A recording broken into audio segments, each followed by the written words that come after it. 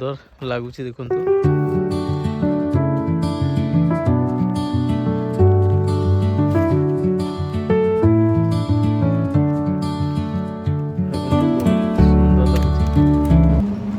तो नमस्कार सांग मैंने आउ एक वीडियो को स्वागत करुँची। आज मु आसी पहुँची जशीपुर। बर्तमान मुझे शिमिलीपाल एंट्री परमिट सेंटर आउ देखते परमिट सेंटर रही आपण मैंने आसिक ये परमिट करेंगे। 18 किलोमीटर पखापाखि रही शिमिलीपाल को आहरी भी आपण मानक भल भल जगह आज मुझे देखेबी, भल भल पार्क भी देखेबी। वीडियो को आपण मैंने शेष पर्यंत देखु, बहुत ही भल लगे। बहुत ए देखु एपटे पछपटे रही शिमिलीपाल परमिट एरिया रही। देखु आपण मैंने आसिक शिमिलीपाल को जावाई चाहते ताले ये परमिट नापी पड़ो। आठू आपने परमिट नहीं जापर शिमिलीपाल को। तो आसतु जा आहरी भी गोटे जगह मुझे देखेबी।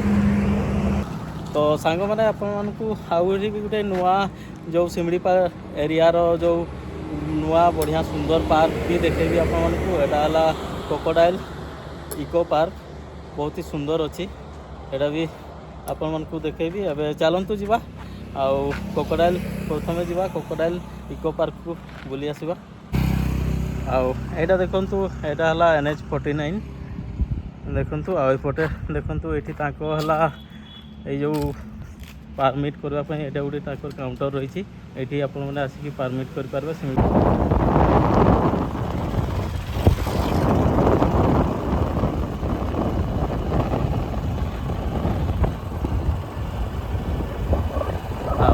ये देखु ये बढ़िया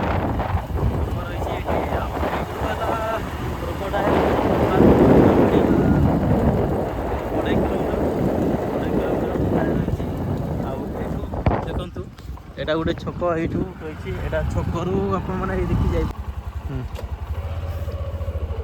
आईठू देखु राइट साइड को जी रही।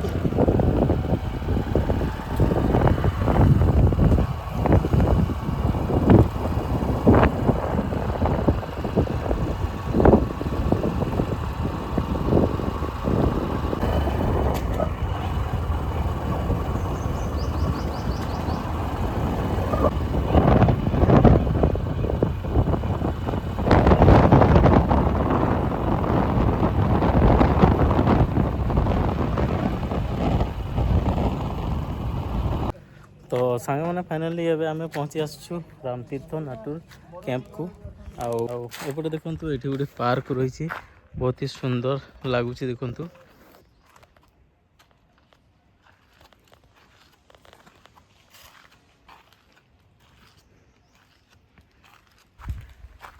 गोटे देखु घर गोटे रही बहुत बढ़िया सुंदर। ये गोटे घर बन दी।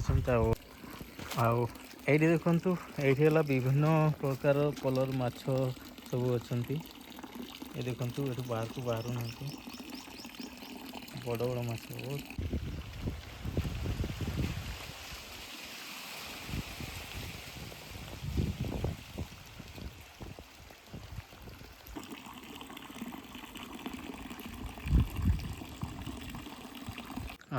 ये देखु ये कुंभकर्ण ये शुई।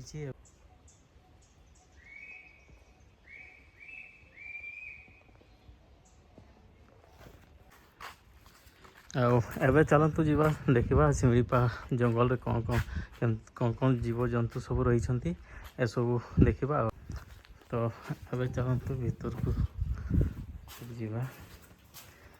यहाँ देखु आईटा रही शिमिलीपाल वाटरफॉल वन्य पानी।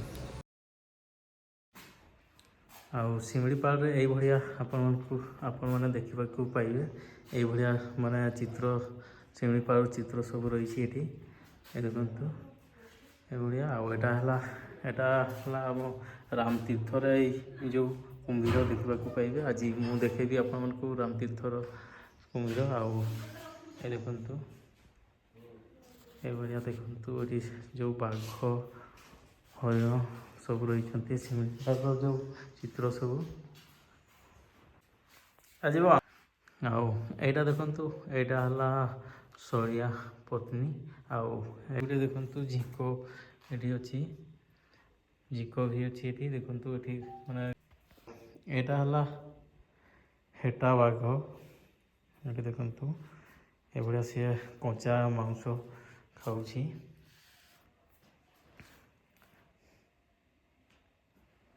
ଏଇଭଳିଆ ଗୋଟେ ଜଙ୍ଗଲ ମାନେ ଗୋଟେ ରହିଛି ଏଇଭଳିଆ। ଆଉ ଏଇଠି ସେମାନେ ରୁହନ୍ତି, ଏ ବାଘ ସବୁ ରୁହନ୍ତି। ଦେଖନ୍ତୁ ସେ ମାନେ ଭିତରେ ତାଙ୍କ ଗୋଟେ ଯେଉଁ ତାଙ୍କ ଗୋଟେ ଯେଉଁ ଏରିଆ ରହିଛି ଯେଉଁ ବାଘମାନଙ୍କ, ସେ ଏରିଆରେ ସେମାନେ ରୁହନ୍ତି ଜଙ୍ଗଲ ଭିତରେ। ଏବେ ବି ଦେଖନ୍ତୁ ଏଇଭଳିଆ ମାନେ ଏଠି ଗଛ ସବୁ କିଛି ଏଇଭଳିଆ ଜଙ୍ଗଲରେ ତାଙ୍କ ଗୋଟେ ବାସ ହେଇଛି ଜଙ୍ଗଲ ଭିତରେ, ସେଇଭଳିଆ ସେଥିରେ ସେମାନେ ରୁହନ୍ତି। ଏଇଠି ବି ଦେଖନ୍ତୁ ବହୁତ ହି ବଡ଼ ଗୋଟେ ହାତୀ ରହିଛି, ବହୁତ ବଡ଼ ଜନ୍ତା ହାତୀ। ତ ସାଙ୍ଗମାନେ ଏଇ ଦେଖନ୍ତୁ ଏପଟେ ଦେଖନ୍ତୁ, ଏଠି ଏଇ ଯେଉଁ ଶିମିଳିପାଳର ଜଙ୍ଗଲ ମଣିଷମାନଙ୍କ ଯେଉଁ ତାଙ୍କ ଟ୍ରାଡ଼ିସନାଲ୍ ଯେଉଁ ଜିନିଷ ୟୁଜ୍ କରନ୍ତି, ଏସବୁ ତାଙ୍କ ନିଜ ହାତରେ ବନେଇକି ଦେଖନ୍ତୁ, ନିଜ ହାତରେ ବନେଇକି ଏସବୁ ଜିନିଷ ସେମାନେ ୟୁଜ୍ କରନ୍ତି। ଏଠି ସବୁ ରହିଛି। ଆଉ ଏଇଭଳିଆ ତାଙ୍କ ହେଲା ଏଠି ଚାଙ୍ଗୁ ନାଚ ବି ହୁଏ ତାଙ୍କ। ଆଉ ତୀର ଧନୁ ତୀର ବି ରହିଛି ଏଠି ଦେଖନ୍ତୁ। ଆଉ ଏଠି ହେଲା ତାଙ୍କ ଏଇ ଯେଉଁ ଫାଶୀ, ଏଇଟା ଫାଶୀ ବି ଗୋଟେ ବନେଇଛନ୍ତି ଶିକାର ପାଇଁ। ଯେଉଁଟା ଦେଖନ୍ତୁ ଏଇଟା ହେଲା ସେ ପଟିଆ, ଏଇଟା ହେଲା ସେଇ ଖଜୁରୀ ଗଛର ଯେଉଁ ପତ୍ର, ଖଜୁରୀ ଗଛର ପତ୍ରରେ ଏସବୁ ପଟିଆ ବନା ହୁଏ। ତ ସାଙ୍ଗମାନେ ଆପଣମାନେ ଦେଖିଲେ ଶିମିଳିପାଳର କ'ଣ କ'ଣ ସବୁ ଜୀବଜନ୍ତୁ ରୁହନ୍ତି ଏସବୁ ଦେଖେଇଲି। ଆଉ ଆହୁରି ବି ଏଠି ଦେଖନ୍ତୁ ଆପଣମାନଙ୍କୁ ଏଇ ଯେଉଁ ରାମତୀର୍ଥ ଯେଉଁ ଏଠି ଦେଖେଇବି ଆପଣମାନଙ୍କୁ କୁମ୍ଭୀର ଏଠି ଅଛନ୍ତି। ଆଉ ଏଇଠି ଦେଖନ୍ତୁ ଏଇଠି ବଡ଼ ବଡ଼ କୁମ୍ଭୀର ସବୁ ରହିଛନ୍ତି। ଏଠି ଦୁଇଟା ମାନେ ଶୋଇଛନ୍ତି, ଦେଖନ୍ତୁ କେତେ ଭୟଙ୍କର ଲାଗୁଛନ୍ତି। ଏଇଟା ଦେଖନ୍ତୁ, ଏଇଟା ହେଲା ଖଇରୀ ଭଣ୍ଡାର। ଆଉ ଏଇଠି ଦେଖନ୍ତୁ ଏ ଭିତରେ ଯେଉଁ ସେଲ୍ଫି ପଏଣ୍ଟ ବି ରହିଛି, ଏଠି ବହୁତ ବଢ଼ିଆ ସୁନ୍ଦର ରହିଛି ଏଠି ଦେଖନ୍ତି। ଆଉ ଏଇଭଳିଆ ଦେଖନ୍ତୁ ଏଠି ଗୋଟେ ଏଇ ଘରଟାକୁ ଦେଖନ୍ତୁ, ଏଇଟା ଯେମିତି ଲାଗୁଛି ଗୋଟେ ଡିଜାଇନ୍ ଅଛି, କିନ୍ତୁ ଏଇଟା ଘରଟାକୁ ହିଁ ଏଇଭଳିଆ ଡିଜାଇନ୍ କରିଛନ୍ତି। ପାହାଡ଼ ଭଳିଆ ଲାଗୁଛି ଟିକେ।